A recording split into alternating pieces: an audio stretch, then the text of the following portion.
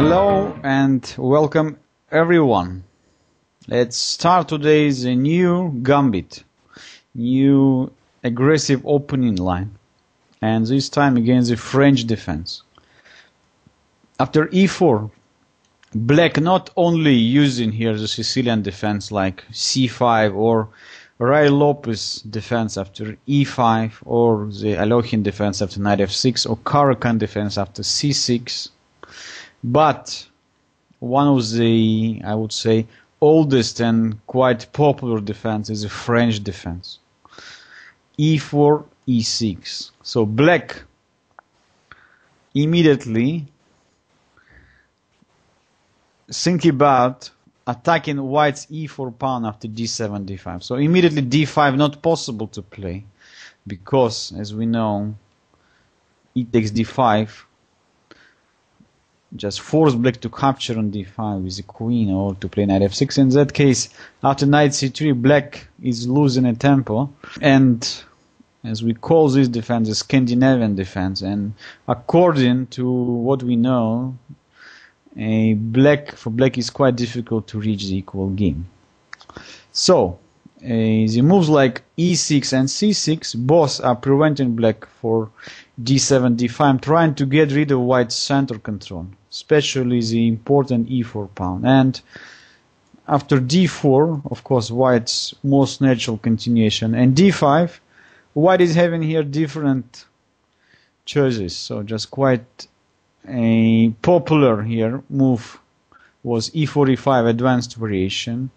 Then Tarrasch suggested here to play knight to d2, but of course the classical and a modern continuation here is knight c3, the favorite move of the greatest American chess player Bobby Fischer. So he loves this variation and always played knight c3 against the French defense.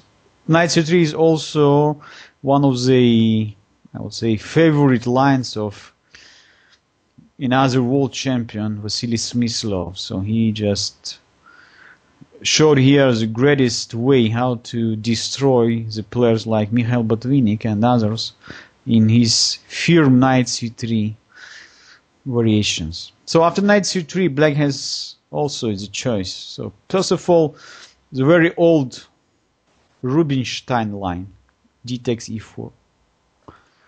Second choice here is bishop b4. Today we also call these ideas like a Nimzovich line in the French defense, but of course here we have different names for that very complicated opening variation. And of course the classical move here is knight f6. So black immediately increase the pressure over the white center, trying to force white to push the pawn after e4, e5. In that case, black is moving the knight to d7 and ready with all his pieces and pawns to destroy white's position in the center after c5, knight c6, etc. So black's main idea in French defense just to get rid of white center. For that, we are ready to play f6, c5, etc. So all the pawns break, all the ways to challenge the white center, quite good here. So when e4, e5 is quite, I would say, familiar on the top level, and this move was one of the main weapons in the opening repertoire of a former world champion Vladimir Kramnik, and of course Garry Kasparov and Veselin Topalov, and even today I would say 90% of the top players are using e4, e5, but already 100 years ago was quite a popular line here, bishop g5. So instead of moving pawn forward, white is still trying to keep more pressure over the d5 pawn, and in the same case intending to play e4, e5, just because knight on f6 is pinned. It's a good way for white to fight for initiative. So even in that position, look, we just made 4 moves. Black also has quite wide choice.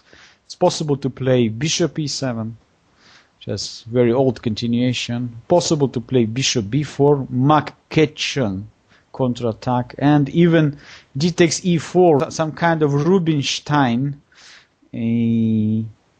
variation, but when already white's bishop is already on g5. So this difference sometimes is just quite favorite for black side. So let's today just focused on the bishop e7. I would say not just the most solid continuation, but also the most popular.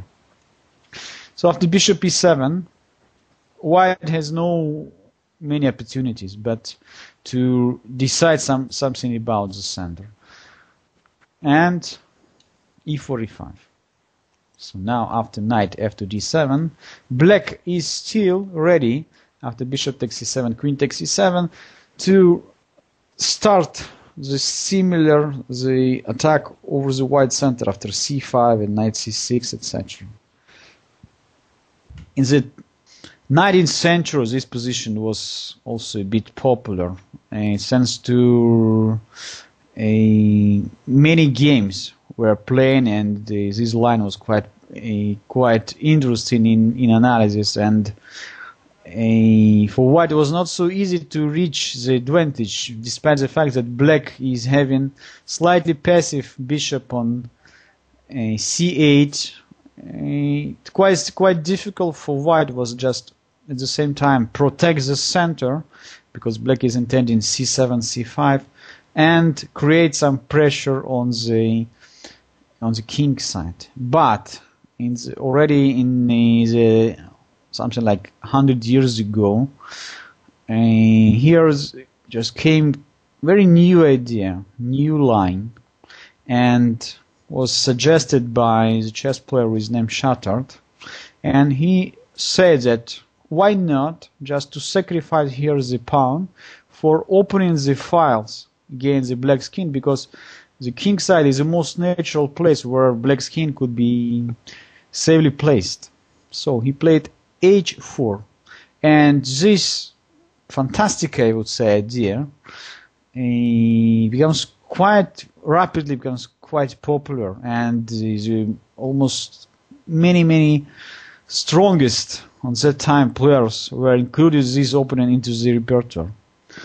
I just name a few, like Alexander Alekhin, Max Euwe, Richard Reti, Savely Tartakov. All were using this aggressive opening. So what was the main point? Let's understand exactly what happened. After bishop take g5, h take g5, and queen take g5, white is getting rid of the black's queen on g5, so very fast, attacking it by knight, so possible also to play knight f3, but even more interesting move here, suggested by Alexander Alekhin, who played it for the first time in 1914 against the Hans Fenry in a German Congress, so 1914 already, almost 100 years ago. So after queen goes to e7 and knight f4, white is having just great opportunities on the king side. Look, the h file is open. White is intending queen g4 at the right moment, attacking black's pawn on g7. And white's king is ready to go for the long castling. White is also intending to sacrifice the pieces on d5. So the knight takes d5, another very typical idea in this situation. So let's first of all work out this first historical game between Alekhin and Fenry.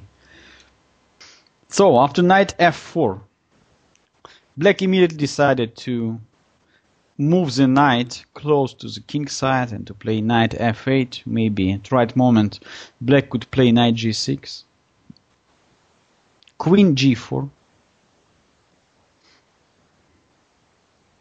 Now only here black suddenly understood that knight g6 cannot be played. Why? Because knight just simply captures on d5 and wow, the bishop on c8 is hanging. And black is in difficult position already. So the similar combination we will see in the future. After g6, same problem, knight takes d5. So knight f8 was quite serious mistake, and f6 also already doesn't help black.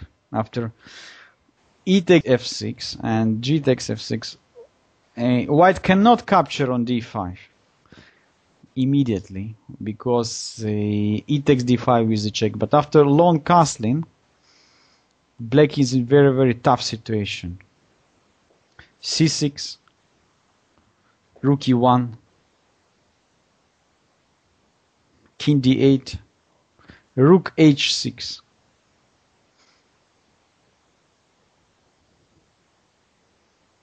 So black cannot move the knight on d7 because knight takes e6. At the same time, white is intending queen h4, attacking the black's pawn on f6. After e5, queen h4, and knight b to d7, bishop d3, white just finished development of all his pieces, and at the right time, or white is intending to capture and to destroy black's position after knight takes d5, or even to d takes e5, or even knight h5. So it's very tough situation for black. After e4, queen g3, and queen f7. So Alokhin here came with another sacrifice. Bishop takes e4, black's king in the center, rooks are not playing, d takes e4, knight takes e4, rook g8, queen a3, queen g7, knight d6, and game is finishing very fast. So easy to understand that black has no time for capturing the rook on h6 because knight f7 wins immediately. What else to play? Knight b6, black tried to answer, but another nice move. Knight e8.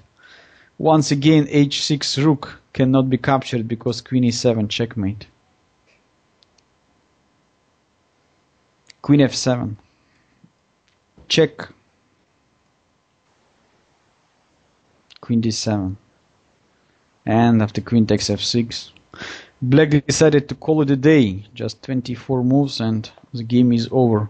So this was one of the most, I would say, famous game played in the Chatard attack. And since Alexander Alokhin, the greatest Russian player, used this opening very successfully, so the double name of this opening line is the Chatard Alokhin attack. And just a few years later, in 1919, Richard Reti, the greatest Czechoslovakian chess player, Czech player, played this Chatard attack in the Netherlands simultaneous exhibition. Let's take a look at that next game. So, which is also having historical value. So black Visser, white Reti. e4 e6, d4 d5, knight c3, knight f6, bishop g5, bishop e7, e5, knight e7, h4, bishop take g5, h take g5, queen take g5, knight h3, queen e7, and queen g4. So today's we use also knight f4, but also queen g4 is quite popular. So white is immediately attacking the pawn on g7. In case of g6, white also could continue like knight g5 threatening the pawn on h7. After h5, for instance, and queen f4, so it is quite difficult for black to stop g4. And then white is not only winning back the pawn, but all the black's pawns chain on the king side extremely weak. All the dark square under white's control, and white is having just great placed pieces looking towards the black's king side. So the evaluation of position, definitely white is having more than a compensation for the sacrificed material. So pay attention that for black, extremely difficult to start attacking white's center. Let's say after c5, c5 always will be met by typical tactical move, knight b5, intending also knight d6 check, also knight c7 fork, and black is in big trouble. So also in that game, Reddy's opening decided to attack white center like in the typical French defense after f6. Knight f4 came, and black played knight f8, avoiding white's threat knight g6. Look at that. White already were threatening to play knight g6, winning the exchange, thanks to the open file. So rook from h1 is extremely powerful in all these lines. Knight f8, knight c takes d5, sorry. Queen d7 and e takes f6. Very nice tactical move. Now if e takes d5, white simply captures on d7, and after f takes g7, just reaching already material advantage. So black has to play rook g8, and after capturing, white is getting just 2 extra pawns.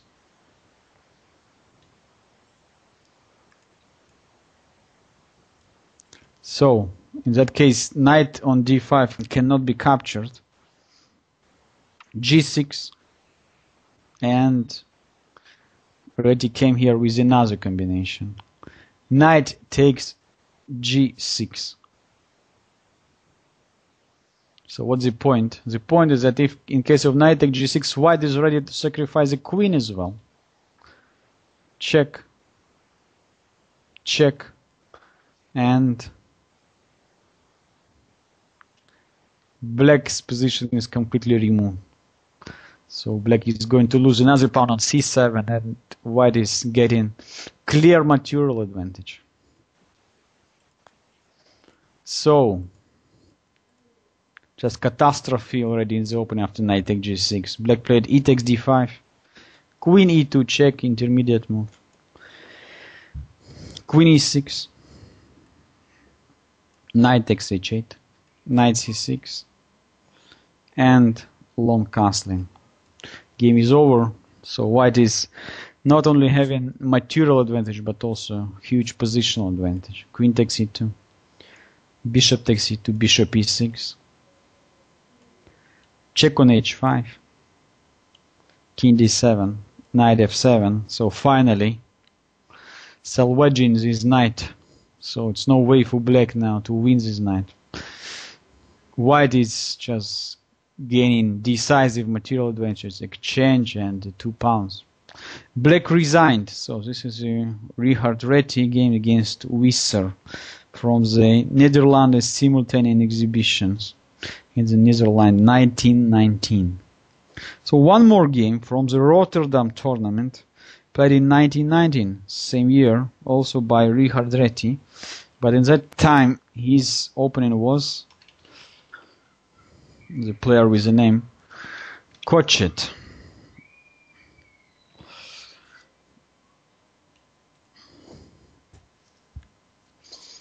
e4 e6, d4 d5,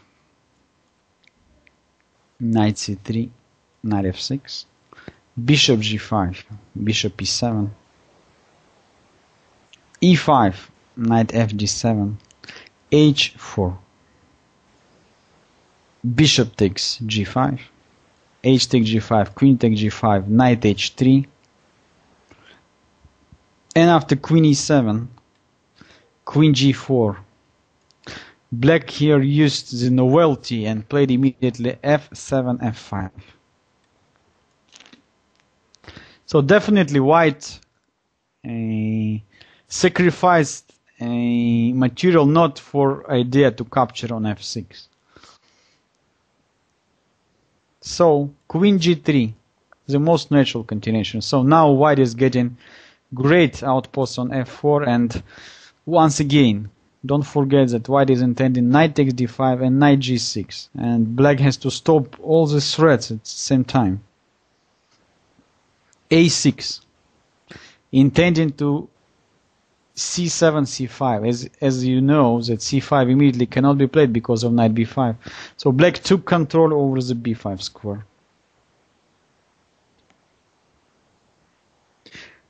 Of course, knight f4. So now white is intending knight g6. So black has no choice. Knight f8 is only move. White is completing the development, long castling. Now, if black trying to push the pawn after g5, we are coming with a typical sacrifice. Knight takes d5, e takes d5, knight takes d5, and after queen goes, let's say, to f7, knight f6 check, and after king somewhere, I can also capture on g5 or to push d4, d5, with a huge compensation for the sacrificed material. So queen takes g5 definitely better in this situation. Black center completely demolished. White is having just very, very good position, already 2 pawns, and unstoppable attack against the black's king, which is still stuck in the center.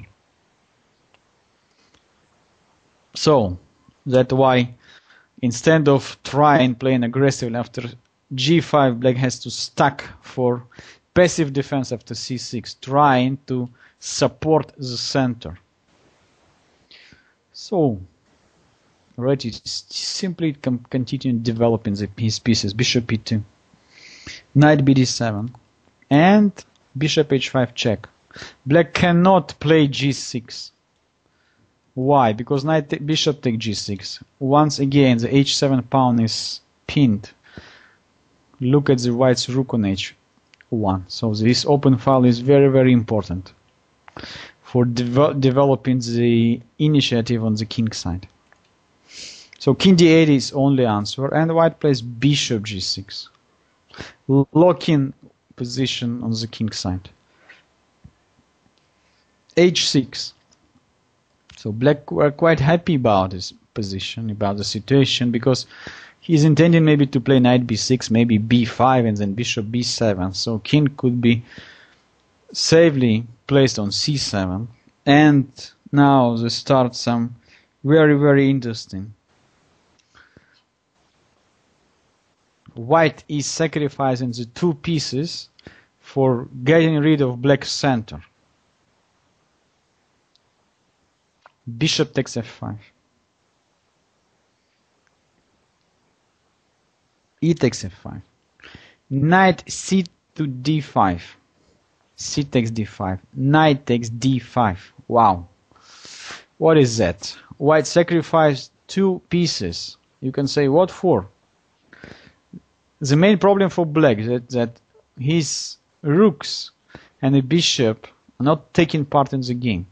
Black also cannot exchange the queens after queen takes g5. Once again, h take g5 will be not possible because rook takes h8, and the game is over.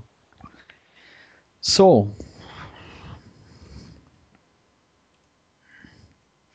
black has to move the queen. Queen e6, c4. Now intending also queen take g7 next move. So also white is intending just to bring the knight back, and after f4 and d5 trying to move the pawns forward. The position is very complicated, but black with the king in the center is not feeling so great here. Knight g6, f4, b5. Looks like black started his counterattack, but knight e3, b takes, d5. Finally, White is having two passed pawns in the center, and these pawns just destroying black's defense. Queen e8. Knight takes c4. Knight d2. f8. King b1. Black is still two pieces up, but it's so difficult to play. White is intending at the right moment to play e6 and d6 and then d7. The black's king is also in a very dangerous position. After rook b8, white played queen c3, and suddenly black has no defenses. Look at that. How to stop queen a5 check with additional pawns movement. If black plays queen b5, then after knight d6, the situation is very, very tragic for black. Queen d7 will be met by rook c1. Once again with the idea queen a5 check. King e7 will lose the knight because of knight takes c8. And no solution. This is a fantastic situation. So Reti sacrificed positionally two pieces for getting the two strong pawns in the center. Of course, we today can check these lines with our strong softwares and to find that maybe white's combination wasn't too correct. But when you play the chess game, it's always very, very difficult to contradict the attack. And always, when you are keeping the initiative, it's very, very difficult for your opponent to find the right answer. So like here in this game, I believe that rook b8 was just a very serious mistake, which after queen c3, black found himself in a very, very tough position and decided even to resign. So let's say even move like queen a4, I guess also could be met by knight d6 with the threats knight f7, e6, rook d4, etc. Quite difficult for black to play. I would like to show you one more game played between Savely Tartakover and Emanuel Lasker. I just would like to show you the opening of this game.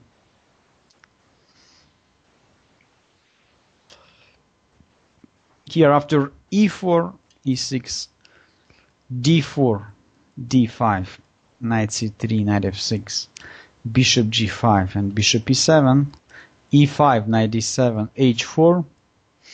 Lasker, this game was played in 1924, captured on g5, h take g5, queen take g5, and after knight h3 moved his queen to h6. This is a rather dubious move, but has just 1 in 10. Prevent white from playing knight f4 and knight g5. Indeed, Tartakover solved very easy the problem of the rook on h1. He just simply played g3.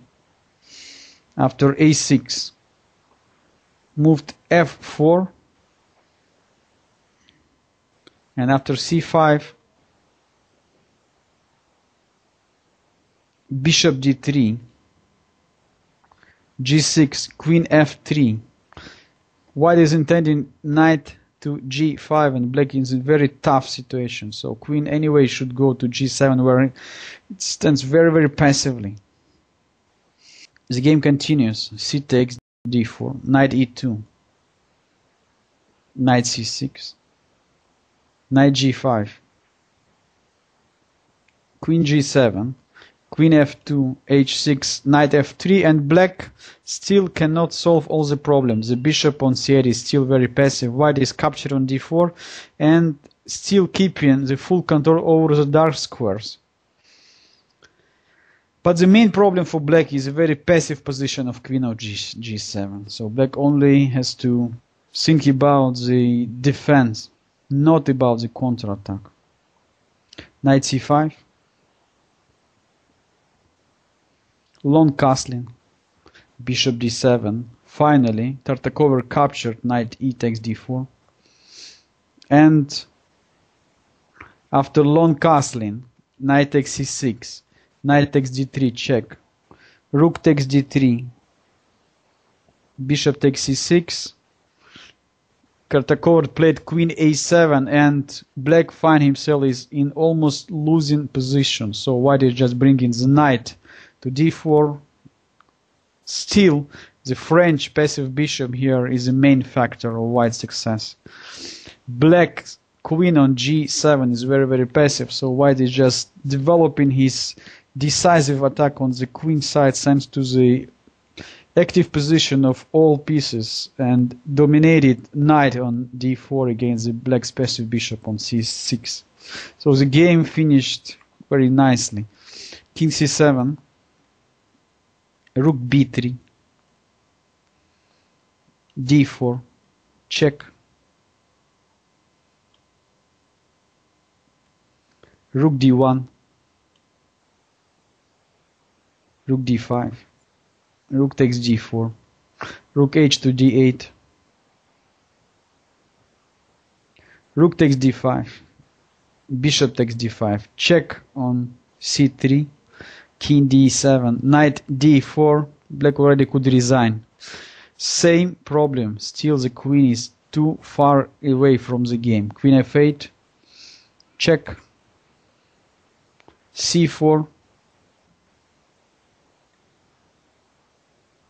and demolish, sacrificed.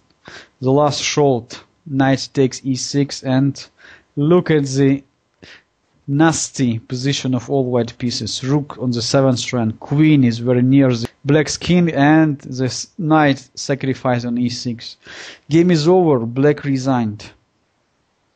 So today we just looked at the main ideas of the Chatard1 attack in the French defense, so which is one of the very, I would say, unusual opening lines where white looks like sacrificing the pawn for nothing. Indeed, this line is playing just important role in development of chess theory, especially this line are using active aggressive opening. Top players like Alexander Morozevich, even Garry Kasparov used to play this opening line against Viktor Korchnoi, and as we see already, as we saw in today's lecture, that Alexander Alokhin and Max Oive and Savely Tartakov and Richard Reti were very successful with this aggressive opening line. So in the next lecture I would like to show you just some games from my practice, also how I practice this Chatard1 attack against the ICC members in my simultaneous exhibitions, that I just explain my view about the problems which sometimes white meet in that situation, and the typical traps and tricks, of course, in the Chatard1 attack. Thanks everybody for watching. So follow me the next lesson, and if you have any question you can contact me on my website www.chesslessons.wordpress.com. Thanks, see you, bye.